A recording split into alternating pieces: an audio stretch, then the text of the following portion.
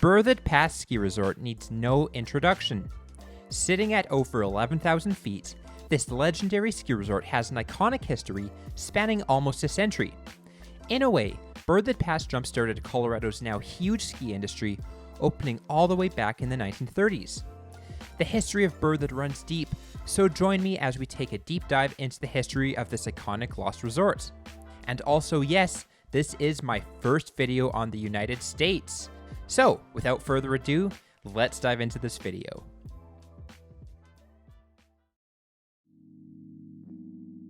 Berthoud Pass Ski Resort has a rich history spanning all the way back to the 1920s. Back in the early 1920s, Charles Fitchett constructed the Berthoud Pass Inn. The hotel was constructed using logs and had around 6 guest rooms and a restaurant. This encouraged many people to take trips up the pass. Well, at first, the pass was only open in the summer. After the Forest Service started plowing the road in the winter, the hotel remained open year-round. As the pass sat at over 11,000 feet, the snow conditions were really good. Thus, people started hiking up the mountain to ski down.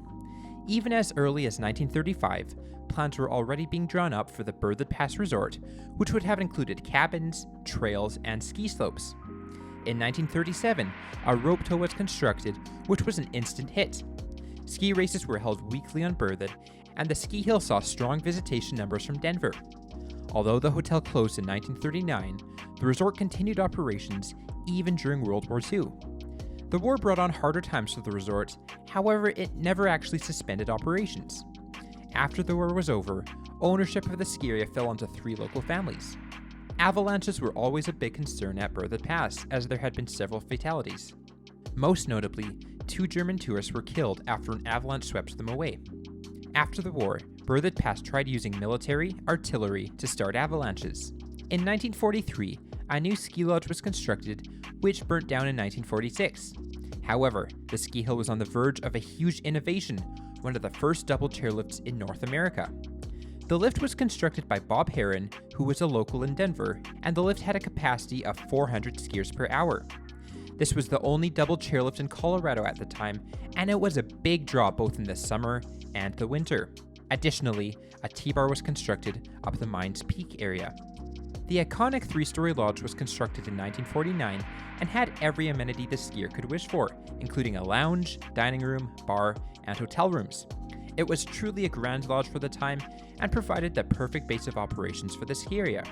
The pass consistently received lots of snow, which helped the ski area often open early and close late, sometimes even beating Arapahoe Basin.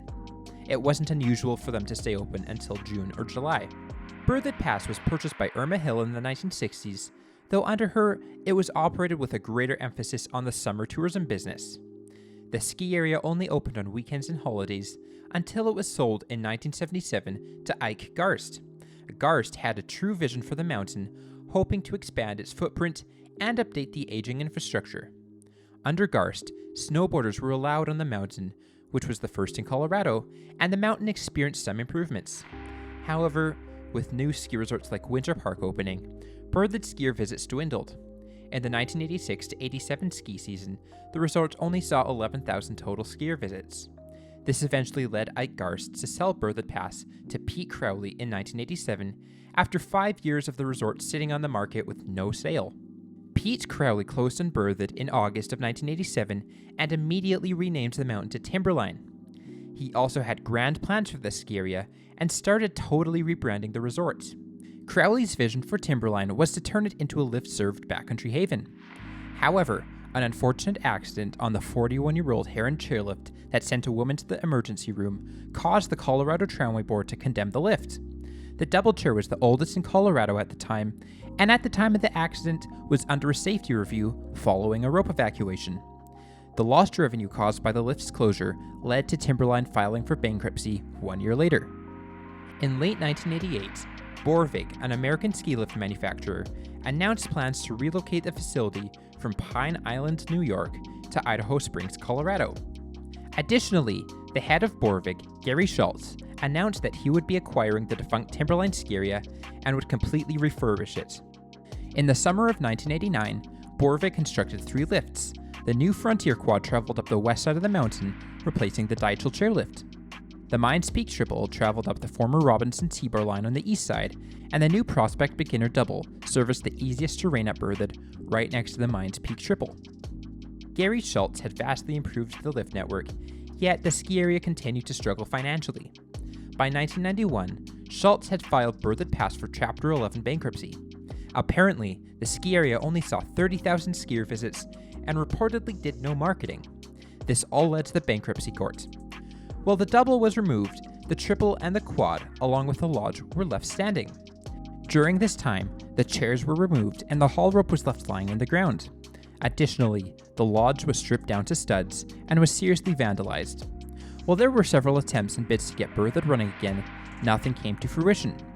As quoted from the Forest Service, we still have concerns that Berthoud is not a viable ski area. Even though Berthoud remained closed in the 90s, thousands of skiers and boarders continue to visit the slopes. There is even an unofficial ski patrol who would travel up the mountain looking for injured skiers. In 1997, Jim Parasol proposed to reopen the mountain and purchased all of the assets from the bankruptcy court. In 1998, the Mines Peak Triple resumed normal skiing operations, and in 1999, the Frontier Quad did as well. Unfortunately, Berthoud Pass was not getting the numbers it needed. On weekdays, only around 100 skiers would buy tickets, with the number increasing to 250 on weekends. Berthoud tried to market itself as a small, local family ski resort. However, the 75% of advanced terrain really hindered them. Sadly, in 1999, Parasol died in a car crash, which inadvertently spelled the end of the ski resort. It was sold a month later to Maurice Capriani, who owned Silver Creek Resort, now known as Granby Ranch. She, like all the other investors, had big plans for Berthoud. However, with the fierce competition in the area and declining skier numbers, she decided to close the ski lifts in 2001. Capriani still ran a snowcat service until 2003, when that was also halted. 2003 is when she sold the Borvig ski lifts. 1 year later, the Forest Service demolished the historic ski lodge, leaving Berthoud Pass suddenly devoid of any ski infrastructure. The Prospect Double was sold to Cascade Mountain, Wisconsin, where it operates as the Bunny Double. The Mines Peak Triple went to Mad River Mountain, Ohio as the Momentum Chair, while the Frontier Quad went to Berkshire East, Massachusetts as the Wilderness Peak Lift. If you want to check out a remnant of the original Heron Double Chair, the top bull wheel, a tower, and 2 chairs are still visible at the Clear Creek County Waste Transfer Plant in Colorado. While the lifts haven't spun at Berthoud since 2001, the skiing has certainly not stopped.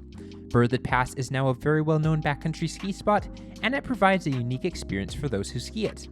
The Forest Service constructed a smaller visitor center near where the old lodge sat, and the old parking lot still is in use. Additionally, pretty much all of the old ski runs are still visible, so in a way, Berthoud Pass is still operating, just in a more sustainable way.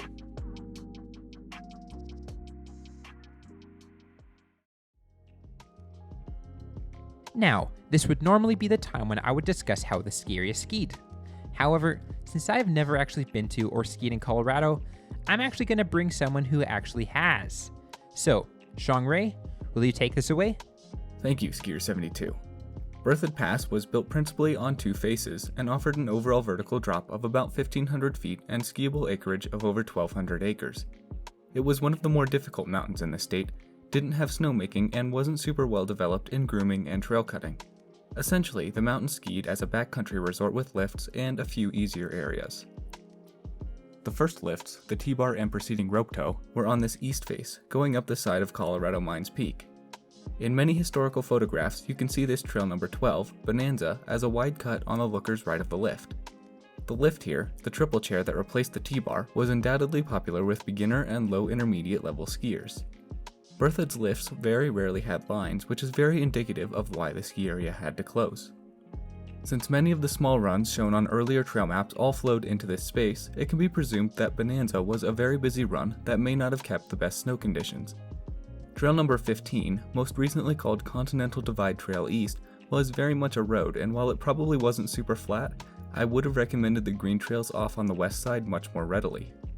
That is, of course, unless you had a death wish involving switchbacks, side hits, and beginner skiers and snowboarders. The short-lived beginner double chair, pictured here on the 1989 trail map, was only 2 towers long and served a small bunny hill that was presumably roped off from the main part of the Bonanza runout. One of the best features of this trail number 15 was the access it provided to everything else.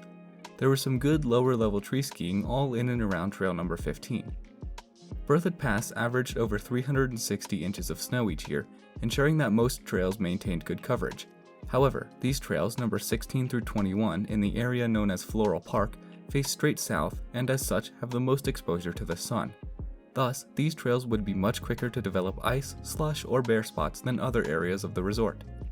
16 was a cut blue, while the rest of these were more difficult glade skiing. On the opposite face here to the north, known colloquially as Hell's Half Acre, are some of the most popular black and double black runs at Berthoud, even still to this day with backcountry skiers. These were all mostly glades aside from number 10, which, similarly to 16, was cut and possibly groomed. Over on the opposite side, served by the original double chair and then the quad, was the majority of Berthoud's intermediate terrain, the two traditional greens offered, and the terrain park.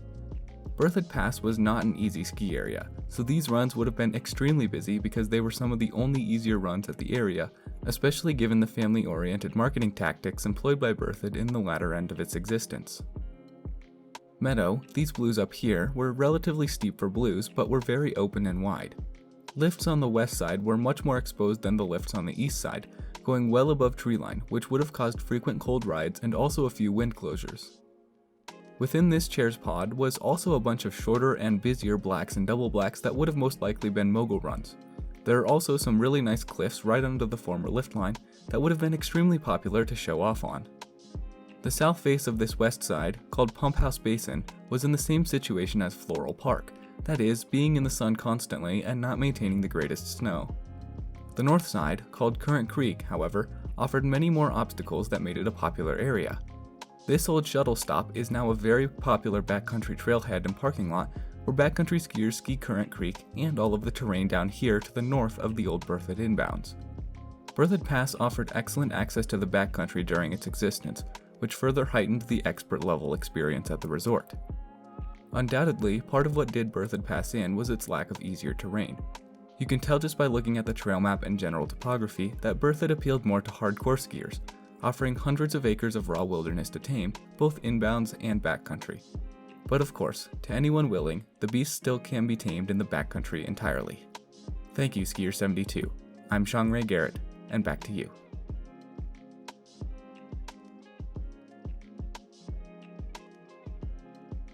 Berthoud Pass was truly an icon of Colorado ski history.